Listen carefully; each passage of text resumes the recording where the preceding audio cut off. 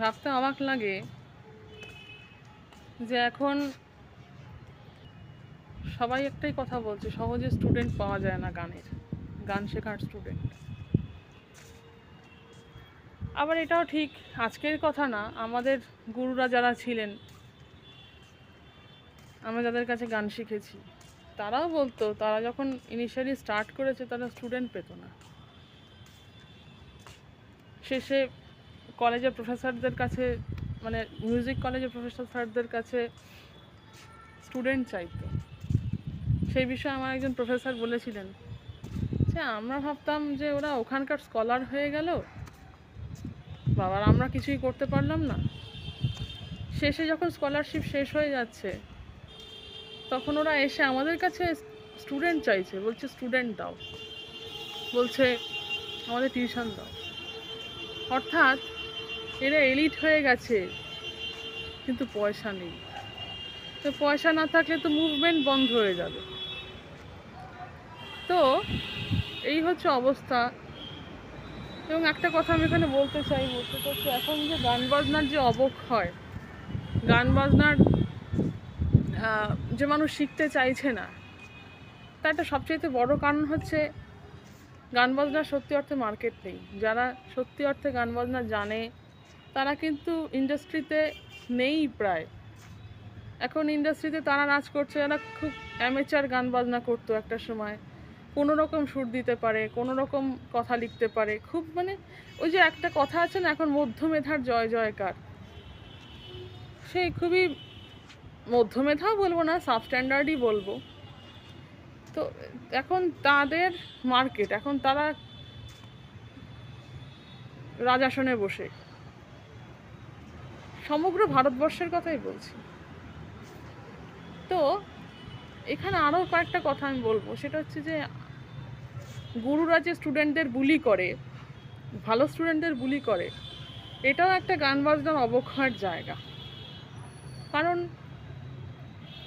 সত্যি যদি বলতো, এই যদি তাদের প্রাথমিক অবস্থান হয়ে থাকে, আমি তাদেরকে চিনি যাদের কিনা এমন অবস্থা ছিল যে তারা একটা সময় স্টুডেন্ট পেতো না, সবার কাছে ভিক্ষে করতো যে আমাদের স্টুডেন্ট দাও, স্টুডেন্ট দাও আমাদের। এটা সত্যি কথা, সত্যি কথা এটা।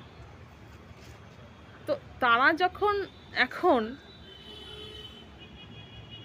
এত টিউশনস করে, এই টিউশন বেশি করলে নিজের গান খারাপ হয়ে যায়, এটা একটা ঠিক কথা, দেখেওছি সেটা। সাথে যেটা হয় সেটা প্রচুর পরিমাণ অর্থ, মাস গেলে অন্তত 1 লাখ টাকা, কম করে আমি বলছি 1 থেকে 1.5 থেকে 2 লাখ টাকা তারা ইনকাম করে শুধুমাত্র স্টুডেন্টকে গান শিখিয়ে। অর্থাৎ তারা কিন্তু চলছে স্টুডেন্টের টাকায়। যে তারা যদি মনে করে যে তাদের যোগ্যতা নয়, ব্যাপারটা স্টুডেন্টরা দয়া করে আসে বলে। আজকে গান বাজনার মার্কেট নেই, আর গান বাজনা শিখে এখন কিছু হয়ও না। যে একজন মানুষ তার সমগ্র জীবনটা ইনভেস্ট করলো গান বাজনার পিছনে, দিনের শেষে দেখা গেল যে কিছুই হলো না। তো সত্যি অর্থে গান বাজনার জায়গায় কিছু হলো না। তো এই যদি অবস্থা হয়, মানুষ গান শিখবে কেন? মানুষ তো দেখতে পাচ্ছে গান না শিখেও মানুষ গায়ক হচ্ছে, গান না শিখেও মানুষ লিরিসিস্ট হচ্ছে, যেমন তেমন গান তৈরি করছে, সেটাই সিনেমায় হিট করে যাচ্ছে, মানুষ তাদেরকেই লক্ষ লক্ষ কোটি কোটি টাকা দিয়ে ডেকে গান শুনছে। তো এইটাই যদি হয়, এটা কি স্ট্যান্ডার্ড সেট হচ্ছে? স্ট্যান্ডার্ডটা এটাই সেট হচ্ছে যে একজন অ্যামেচার সিঙ্গারও প্রফেশনাল সিঙ্গার হতে পারে, একজন অ্যামেচার লিরিসিস্ট, একজন অ্যামেচার কম্পোজারও প্রফেশনাল কম্পোজার হতে পারে মেইন স্ট্রিম সিনেমায়। শুধু সিনেমাই না, এরকম সব জায়গায়। তো বিশেষ করে সিনেমায় তো অবশ্যই, সিনেমাতেই রোজগারটা বেশি হয়, সিনেমার গানেই। তো এই যদি অবস্থা হয়, তার মধ্যে আবার এরা কি করে, এখন তো লাখপতি হয়ে গেছে ওরা স্টুডেন্টদের টাকায়। স্টুডেন্টরা গান শেখে বলেই তারা লাখপতি, স্টুডেন্টের টাকায় চলে। হ্যাঁ, এককালে যারা স্টুডেন্ট পেতো না, একটা সময় যারা স্টুডেন্ট পেতো না, স্টুডেন্টের জন্য ভিক্ষে করতো, আজকে তারা প্রচুর স্টুডেন্ট পায় বলে তাদের অহংকার এতটাই যে সেই স্টুডেন্টদেরই তারা বুলি করে, স্টুডেন্টদেরকেই তারা ম্যানিপুলেট করে। ম্যাক্সিমাম আমি দেখেছি নানান ধরনের আজে বাজে কথা বলে, নানান ধরনের অ্যাবিউজিভ কথাবার্তা বলে। আমাদের নিজের ক্লাসেই দেখেছি, আমার সাথে তো দেখেইছি, আমার কথা তো আমি বলি, হ্যাঁ, বাকিদের কথাও বলছি। আরে ভাই, এখনকার দিনে গান বাজনার জগৎটা ভালো না, এখন কেউ গান বাজনা করে না সিরিয়াসলি। সেখানে তারা নিজের অর্থ, তুমি যা চাইছো তাই দিয়ে শিখছে তোমার কাছে, আর তুমি তার সাথে বেইমানি করছো, তুমি তাকে আজে বাজে কথা বলছো। তুমি যার টাকায় চলো, যার টাকায় তোমার এত প্রতিপত্তি, গাড়ি বাড়ি, হ্যাঁ, তুমি তার ওপরেই খবরদারি করছো, তুমি তার সাথেই দুর্ব্যবহার করছো। এই জন্যই কি এখন প্রচুর ছেলে মেয়ে ছেড়ে দিচ্ছে গান বাজনা, প্রচুর ছেলে, মানে তারা মনে করছে হোয়াটস দ্য ইউজ অফ গান শেখা, যে এত পয়সা আমি ইনভেস্ট করছি, আমার বাবা মা কষ্ট করে আমার গান শেখাচ্ছে, আমি কষ্ট করে রোজগার করে গান শিখছি, কি গুরুর কাছে অপমানিত হব বলে? না তো। আর গান বাজনা শিখে আমি কী বা পাবো? দিনের শেষে তো আমাকে ভাত করে খেতে হবে, দিনের শেষে আমাকে ভাত করে খেতে হবে। তো অনেকে বলে গান বাজনাটা করবে ভালোবাসা থেকে, হ্যাঁ, ভালোবাসা থেকে গান বাজনা করবে, কখনো চিন্তা করবে না এর থেকে তুমি কি পাবে। একজন গুরু কি চিন্তা করে না একজন স্টুডেন্টের থেকে সে কি পাবে? একজন গুরু কি চিন্তা, এগুলো ম্যানিপুলেটিভ কথাবার্তা, যে চিন্তা করো না কি পাবে গান বাজনার থেকে, তবে তুমি গান বাজনা করতে পারবে, এসব ফালতু কথা, এগুলো হচ্ছে ম্যানিপুলেটিভ কথাবার্তা। মানে কাজ করে যা, ফলের আশা করো না। তুমি কি ফলের আশা করো না? তুমি তো স্টুডেন্টের থেকে মোটা টাকা অ্যাডমিশন ফিস নাও, মাস গেলে একটা মোটা টাকা কেউ নেয়, কেউ মাঝামাঝি টাকা নেয়, হ্যাঁ, তুমি কি নাও না? তুমি তাহলে চলো কি দিয়ে? তো সেই স্টুডেন্টটা তো কষ্ট করে গান শিখেছে, সে কেন চাইবে না যে সে গান থেকে রোজগার করবে? এটা তো স্বাভাবিক ব্যাপার। হ্যাঁ, এই যে একটা মানুষ যাকে ভালোবাসে তাকেই বিয়ে করতে চায়, ঠিক সেরকমভাবেই মানুষ যেই প্রফেশনটাকে ভালোবাসে সেটাকেই, যেই কাজটাকে ভালোবাসে সেটাকেই প্রফেশন করতে চায়। এর মধ্যে কোনো ডাবল স্ট্যান্ডার্ড নেই, এর মধ্যে কোনো সিচুয়েশনশিপ নেই। তো কেউ যদি মনে করে থাকে যে আমি গান বাজনাই ভালোবাসি এবং গান বাজনা করে উপার্জন করব, এর থেকে পবিত্র কিছু হতে পারে না। এবং এর মধ্যে কাউকে গিল্ট ফিল করানোরও কিছু নেই, বাবা গান বাজনা নিয়ে অনেক কিছু ভেবে ফেলেছে, গান বাজনা আমরা এসব ভাবি, আমাদের গুরুরাও বলে আমরা এসব কখনো ভাবি না, আমরা গানটা ভালোবেসে করেছিলাম। তখন তোমার বাবা তোমার জন্য প্রোভাইডার ছিলেন, তার জন্য এই কথাটা তুমি বলতে পেরেছো। পরবর্তীকালে তুমি বলতে পেরেছো এই কথাটা? না এখন বলতে পারো?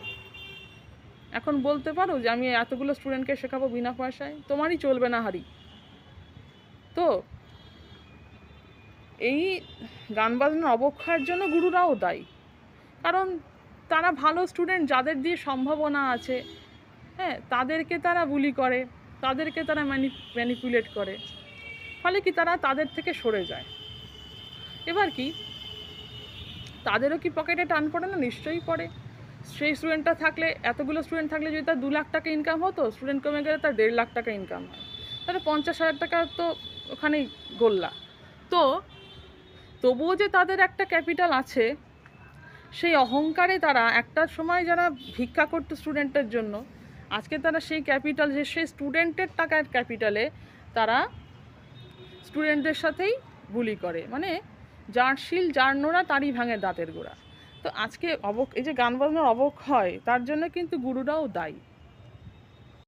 এরাই আবার বলবে যার দরকার সে আসবে গান শিখতে, এরাই আবার বলবে আমি যোগ্য তাই এত স্টুডেন্ট আসে। তুমি তো আগেও যোগ্য ছিলে, তোমার তখনও যা শিক্ষা ছিল আজও সেই শিক্ষাই আছে, তুমি সেই শিক্ষাটাকেই তুমি ছড়িয়ে দিচ্ছ টাকার মাধ্যমে, টাকার বিনিময়ে। তো তখন তুমি স্টুডেন্ট পেতে না, হ্যাঁ, এখন তুমি স্টুডেন্ট পাও, তার জন্যই অহংকার তোমার, যে তুমি বলো আমার যোগ্যতা, আমার যোগ্যতা। তোমার যোগ্যতার কোনো দামই নেই যদি না মার্কেটে তার কোনো চাহিদা থাকে। এইটুকু আমরা বুঝেছি এতদিনের অভিজ্ঞতায়, যে আমি যোগ্য হতেই পারি, আমি অনেক কিছুই হতে পারি, কিন্তু মার্কেটে যদি তার চাহিদা না থাকে, সেই যোগ্যতার তুমি কোনো মূল্য পাবে না তোমার জীবন নির্বাহ করবার জন্য। তোমার তো জীবন নির্বাহ করতে টাকা লাগবে, মেইন হচ্ছে টাকাটা তো লাগবে।